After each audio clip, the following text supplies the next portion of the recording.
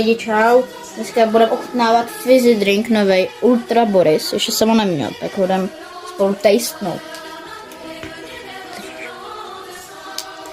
Jdem to tastenout, doufám, že to tady nevystřikne. Všechno z toho. Voní to fakt jako nějaký energetický nápoj, kámo. No, ale úplně. Jdem to zkusit.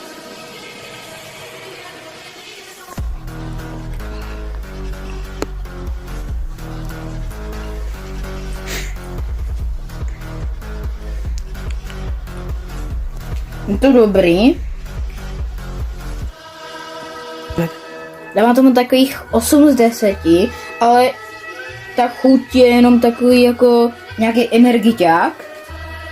Ale je to docela dobrý, takže si to kupujte a lajky, odběry a čau.